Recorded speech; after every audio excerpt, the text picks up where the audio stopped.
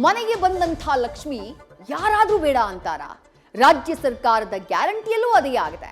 ಗೃಹಲಕ್ಷ್ಮಿ ಗೋಲ್ಮಾಲ್ ಕೊನೆಗೂ ಬಯಲಾಗಿದೆ. ಮೃತರ ಖಾತೆಗೆ 115 ಕೋಟಿ ರೂಪಾಯಿ ಜಮೆಯಾಗಿದೆ. ನ್ಯೂಸ್ ಫಸ್ಟ್ ವರದಿ ಬಳಿಕ ಸಿಎಜಿ ವರದಿ ಕೇಳಿದ್ದು ಇಲಾಖೆ ಲೋಪವನ್ನ ಒಪ್ಪಿಕೊಂಡಿದೆ. ಒಂದಂತೂ ನಿಜ, ಈ ಜಗಳ ಇಲ್ಲಿಗೆ ನಿಲ್ಲಲ್ಲ. ಬಿಡದಿ ಟೌನ್ಶಿಪ್ ಸಮುದ್ರ ಮಂಥನದ ರೀತಿ ಕಾಣಿಸ್ತಾ ಇದೆ.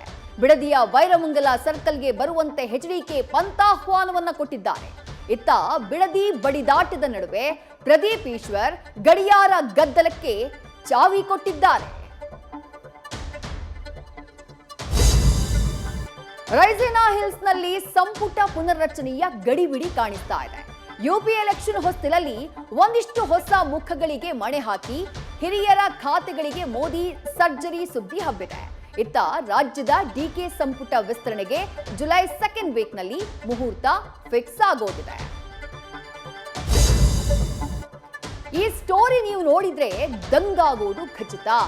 ಸಾಹುಕಾರ್ ಬಾಮೈದುರನ ಅಗಣಿತ ಸಂಪತ್ತು ಇಡಿ ಆಫೀಸರ್ಸ್ಗಳನ್ನೇ ಬೆಚ್ಚಿ ಬೀಳಿಸ್ತಾ ಇದೆ. ಭ್ರಷ್ಟಾಚಾರದಲ್ಲಿ ಅನಭಿಷಿಕ್ತನಂತೆ ಕಾಣ್ತಾ ಇರೋ ಸತೀಶ್ನ ಬಾಮೈದ ಕೇರಳದ ಗಡಿಯಲ್ಲಿ ಎಣ್ಣೆ ಕೇಕ್, ಬೇನಾಮಿ ಸಂಪತ್ತು, ಡೈರಿಯಲ್ಲಿ ಸೀಕ್ರೆಟ್ ಕೂಡ ಸಿಕ್ಕಿದೆಯಂತೆ.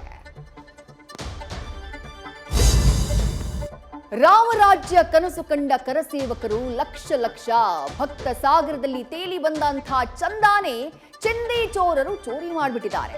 ರಾಮನಿಗೆ ನಾಮ ಹಾಕಿದ್ದಂಥ 8 ಸಿಬ್ಬಂದಿಯ ಬಂಧನ ಆಗಿದೆ. 7.5 ಕೋಟಿ ಹುಂಡಿ ಕದ್ದಿದ್ದು ಬಯಲಾಗಿದೆ. ಟ್ರಸ್ಟ್ಗೆ ಚಂಪತ್ ರಾಯ್, ಅನಿಲ್ ಮಿಶ್ರಾ ಎಕ್ಸಿಟ್ ಆಗ್ಬಿಟ್ಟಿದ್ದಾರೆ.